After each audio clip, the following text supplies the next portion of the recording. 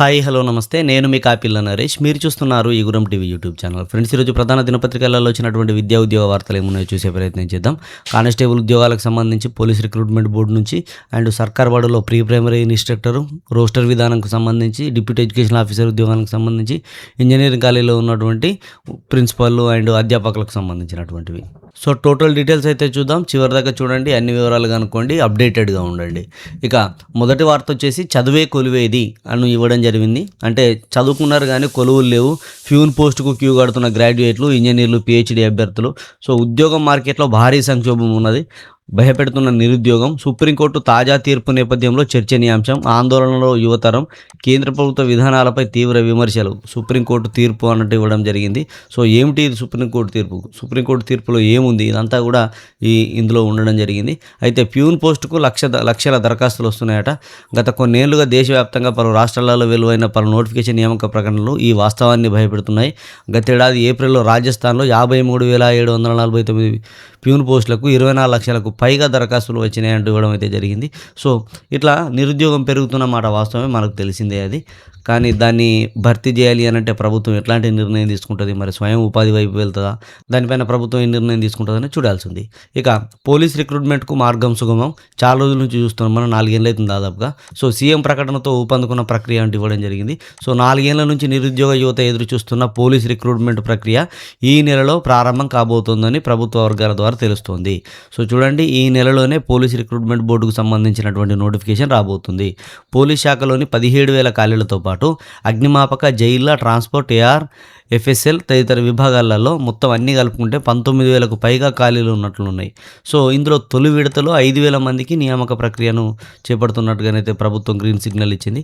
అంటే ఈ 5,000 ఉద్యోగాలకు వచ్చేటువంటి ఈ నెలలోనే, అంటే వచ్చేటువంటి 15 రోజులలో నోటిఫికేషన్ వచ్చేటువంటి అవకాశం ఉంది. ఈ జూన్లోనే నోటిఫికేషన్ వస్తుంది. ఏ వారంలో వచ్చేటువంటి తెలియదు. ఇక తెలంగాణలో 5,000 పోలీస్ కొలువుల భర్తీ చేపట్టనున్నట్లు రేవంత్ రెడ్డి ప్రకటించారు. పోలీస్ శాఖలో దాదాపు 500 వరకు సబ్ ఇన్స్పెక్టర్ పోస్టులు ఈ నోటిఫికేషన్లో రావచ్చని తెలుస్తోంది. సో ఇందులో 4,500 కానిస్టేబుల్ ఉద్యోగాలు ఉంటే 500 వరకు సబ్ ఇన్స్పెక్టర్ ఉద్యోగాలు. సో గతంతో పోల్చుకున్నప్పుడు 5,000లలో 500 అని అంటే పర్లేదు, ఎందుకంటే ఇంకా 14,000 ఉంటాయి కదా. అందులో ఈ రేషియోలో ఉంటే 1,500 వరకు ఎస్ఐలు, 1,500 నుంచి 1,800 వరకు ఎస్ఐలు ఉండేటువంటి అవకాశం ఉన్నది. ఈ రేషియో చూసుకుంటే చూడాలి. మరి 500 సబ్ ఇన్స్పెక్టర్ అంటే పర్లేదు.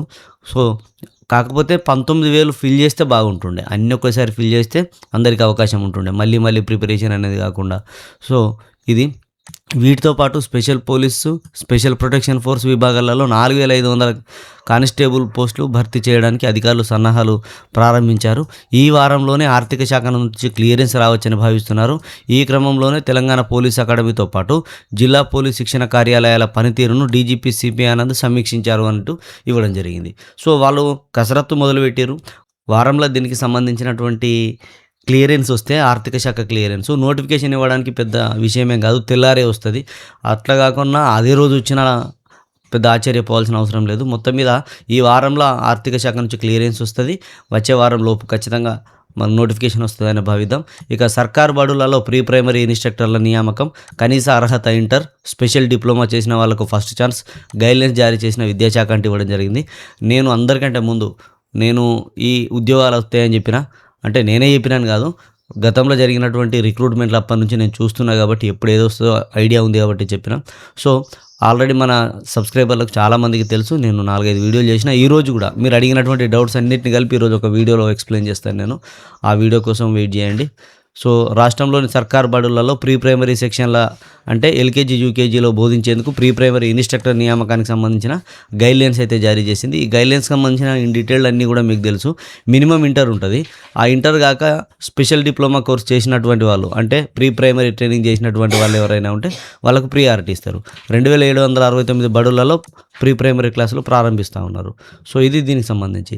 ఇక రోస్టర్ విధానంతో బీసీలకు అన్యాయం జరిగింది, వెంటనే ఈ విధానాన్ని సవరించండి అన్నట్టు కృష్ణయ్య గారి స్టేట్మెంట్ అయితే చూడొచ్చు. రాష్ట్రంలో కొత్త ఉద్యోగాల నియామకాలలో అమలు చేస్తున్న రోస్టర్ విధానం వల్ల బీసీలకు తీవ్ర అన్యాయం జరుగుతోందని బీసీ సంక్షేమ సంఘం జాతీయ అధ్యక్షుడు, రాజ్యసభ సభ్యుడు ఆర్ కృష్ణయ్య ఆరోపించారు. ఆదివారం విద్యానగర్లోని బీసీ భవన్లో రాజేందర్ అధ్యక్షతన జరిగినటువంటి బీసీ సంఘాల ఉద్యోగాల సమావేశం జరిగింది. ఈ సమావేశంలో వాళ్ళు మాట్లాడారట.